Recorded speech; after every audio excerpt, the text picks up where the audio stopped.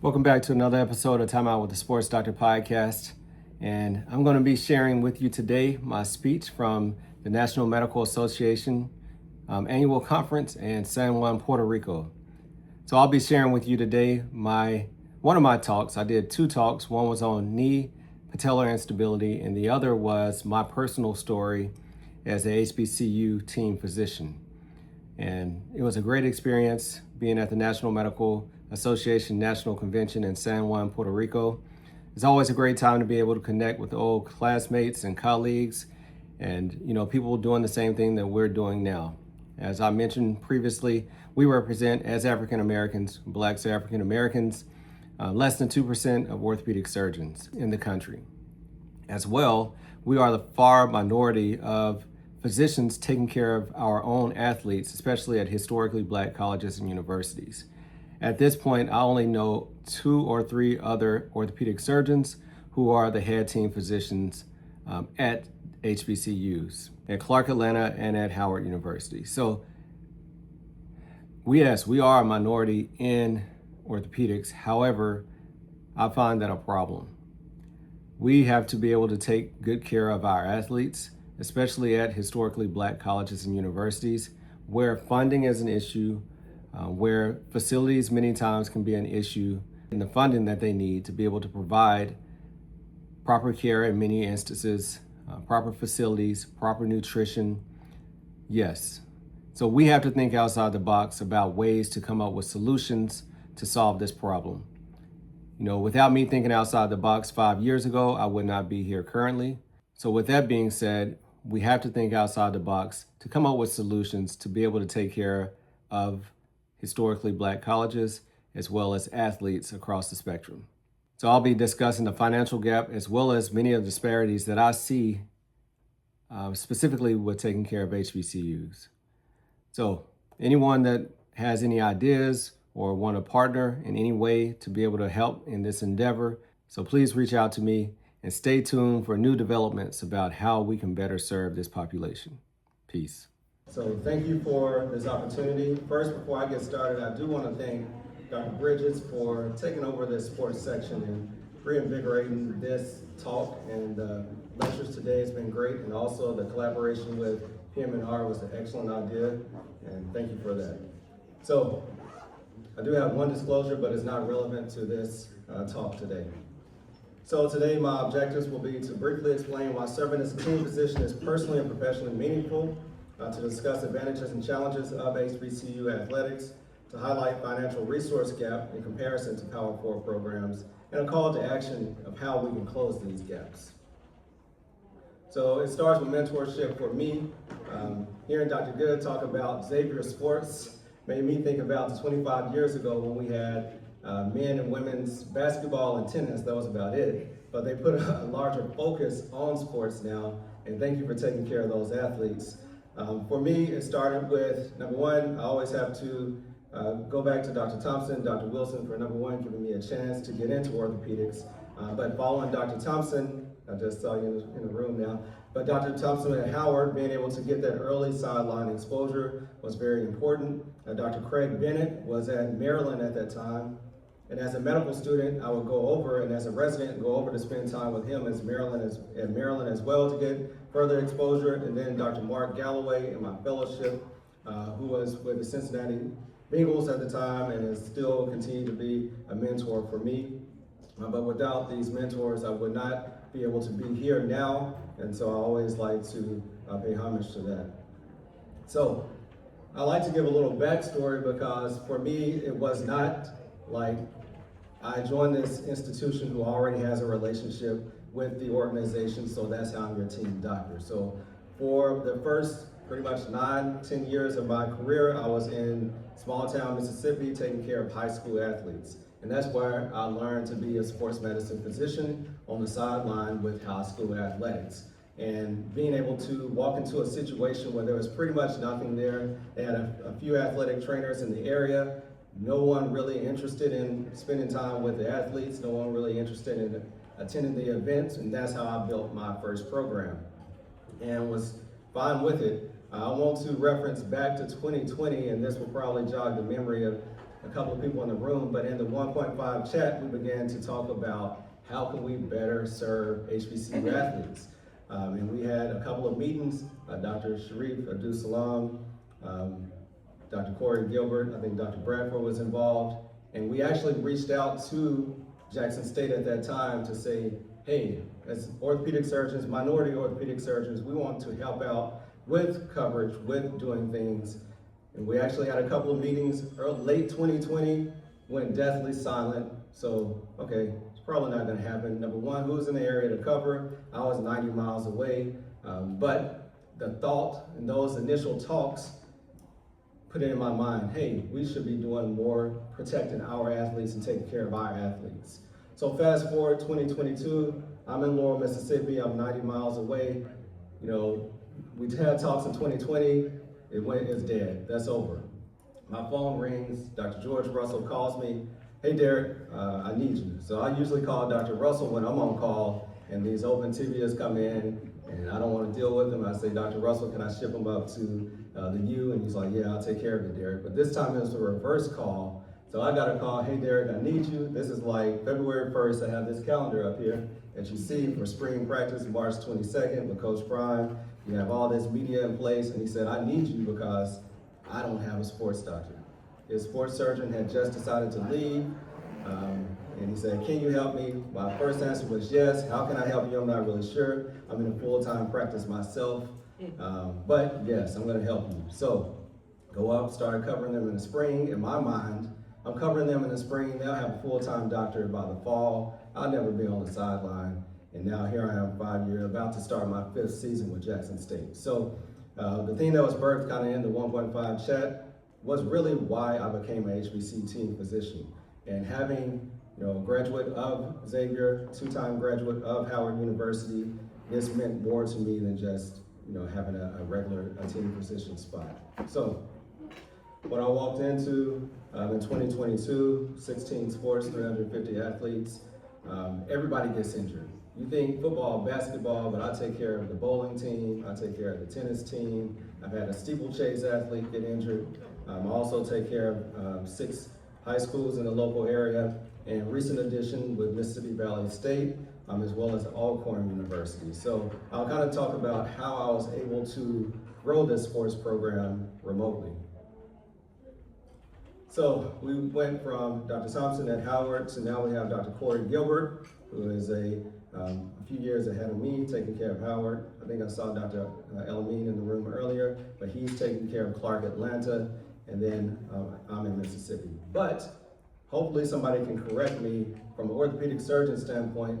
These are all the orthopedic surgeons that I know currently. I know that there at one point was someone at Florida A&M, FAMU taking care of their team, but there are not a lot of orthopedic surgeons, minority orthopedic surgeons taking care of our HBCUs.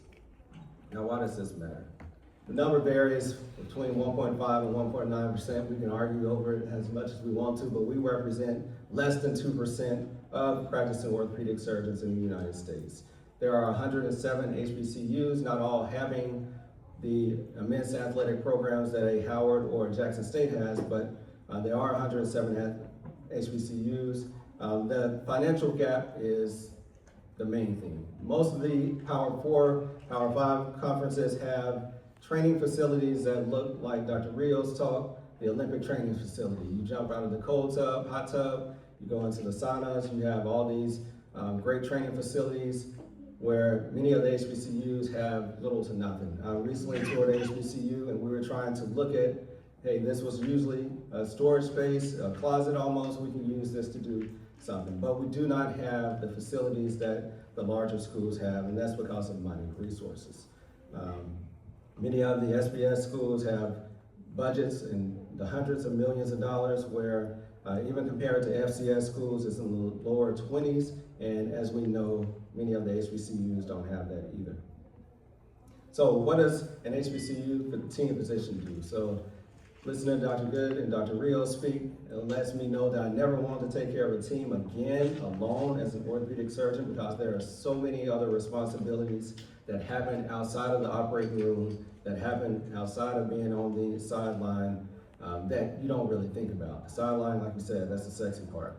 Unfortunately, I have had to use my own stethoscope. Sometimes you show up to physicals, and you look around, where's everybody at? Okay, all right, well, I guess I have to do something, not what I want to, but what we have to do sometimes. So we're there to evaluate and treat acute and chronic, not only musculoskeletal injuries, but we're treating the whole athlete. As an orthopedic surgeon, we want to focus on the musculoskeletal part, but sometimes we're not only able to do that. We provide sideline and event coverage. We coordinate care with our athletic trainers. We talked about this whole team, who's involved, trainers, physical therapists, primary care physicians. I'm fortunate enough to have, in my institution, we have a fellowship for sports medicine that's run by the emergency physicians, so that helps. But also, you also have to deal with coaches and administrators. And sometimes dealing with the administration at the HBCUs is tough because they won't help, but they don't want to sometimes give money towards your program to get the help, but we still have to help the best way that we can. So of course, as orthopedic surgeons, we're making return to play decisions. We're there to educate our athletes on injury prevention, recovery, nutrition, and career longevity. So the financial resource gap. So Power 4 budgets for athletic departments, tens of hundreds of millions of dollars. Many HBCU athletic departments have substantially smaller budgets. And what does this affect? Truly everything. It affects the staffing levels. I mean, we have athletic trainers, some universities with one full-time athletic trainer to cover all the sports. How does that work? It doesn't work well. I think at most have 3 or 4 trainers, and you really heavily have to rely on the student athletic trainers. So some sports are being covered completely by student athletic trainers. You don't even have a certified athletic trainer on site. And then some people that are athletic trainers are not certified athletic trainers. We talked about the training facilities, rehab technology, nutrition programs, where at Power 4 you go, you have your own cafeterias, you go pick up your snacks. That doesn't happen many times in the HBCU setting. And then travel conditions, insurance coverage, access to specialists. So smaller budgets do not mean you have less talented athletes, and it definitely does not mean you have less serious medical needs. We just have to be more creative with the way that we take care of our athletes. So what are the advantages? First thing, as I mentioned earlier, mentorship. So this is a former Nth Dimension alumni. Julian Clark was with us last year doing a research year, recently matched into orthopedics, but he spent a lot of time with me. I took him under my wing. I tried to make sure that he got as much exposure as possible. And that not only happens from a medical student resident standpoint, the students are looking for the same thing. Many times I've been able to mentor the student athletic trainers, the athletes. I've yet to be able to have an athlete that goes on to become an orthopedic surgeon or a physician, but I have had some to get into physical therapy school, applying for PA school and things of that nature.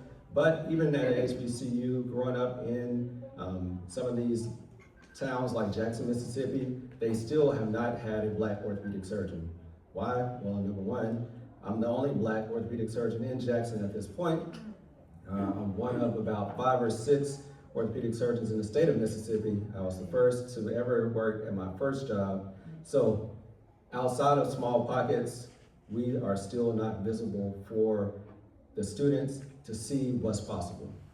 So that's one of the main takeaways for me is being able to be visible for our student athletes to show them what's possible outside of the playing field.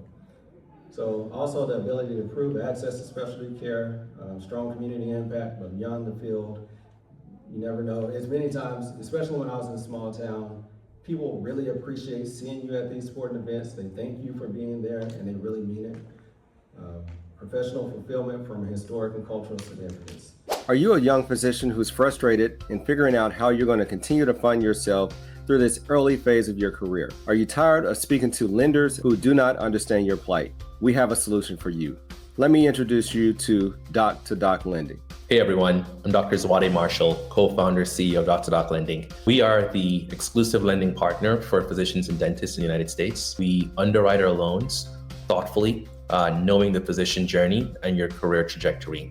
We're a company that's been founded by doctors and built for doctors because we get it. Banks don't understand all the ways in which we struggle through educational debt, consumer debt, as we're trying to make ends meet during a very challenging time of our lives.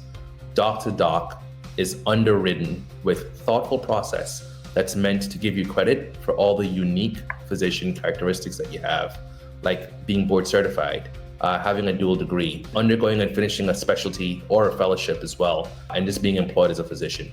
All of those things give you credit to get your interest rate lower with our platform. So we are glad to partner with Dr. Doc Lending. So if you are stuck trying to figure out where you can get funding or where you can continue to support your family during this time of transition in your career, we offer you a solution. Doc to Doc Lending, physician owned, understands your plight, understands what it's like to be an early physician or a physician who wants to do something outside of medicine. Check out Doc to Doc Lending.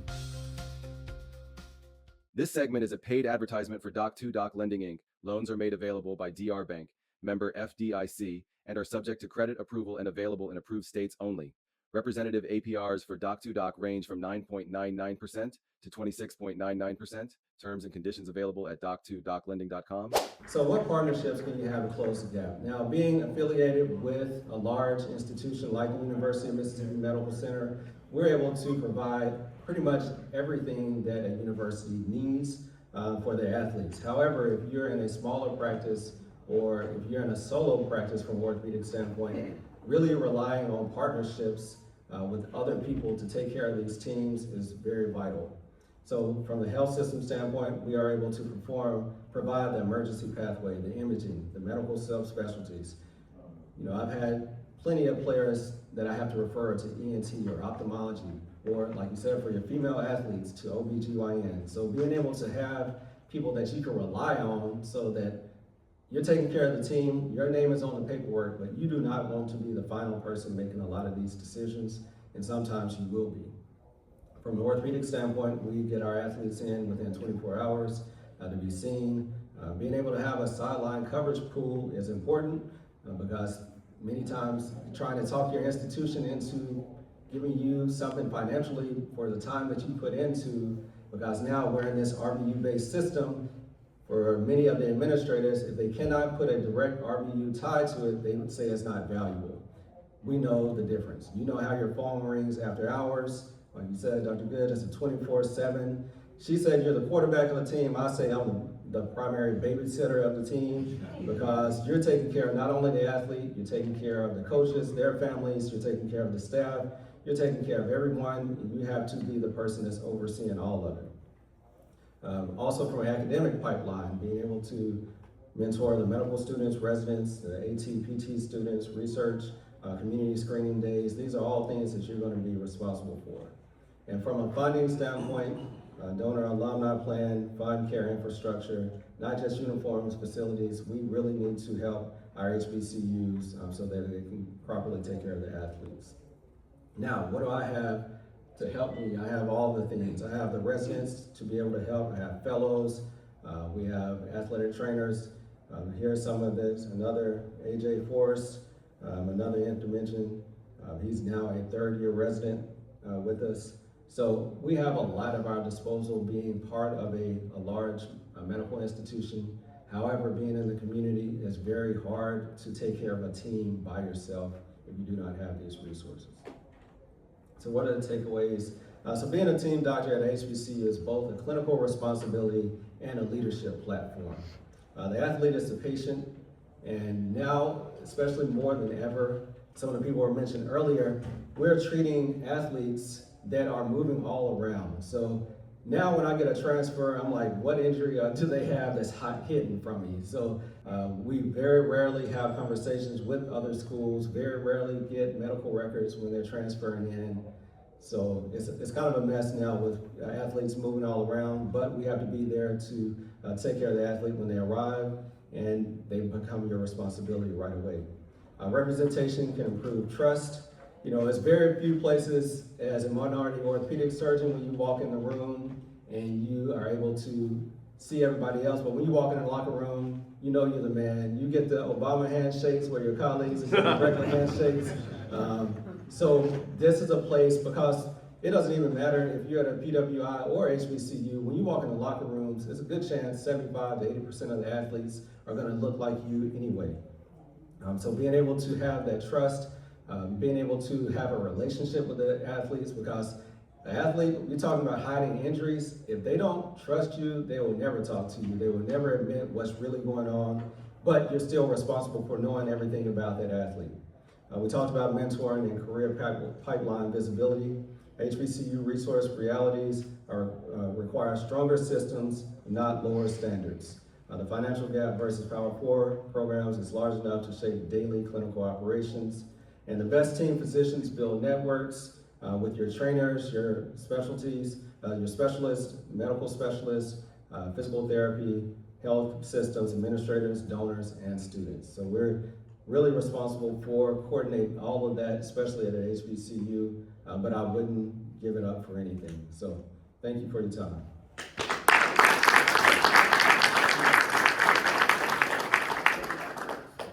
Thank you for continuing to support this podcast. If you enjoyed this episode, then please leave a 5-star review. And if you haven't done so, subscribe so you continue to get the updated episodes. Until later, peace. Hey, time out with the sports doc. Keep our head right in the game. We ain't never stopping. You are now tuned in. Trust you don't want to miss. This is where life, sports, and medicine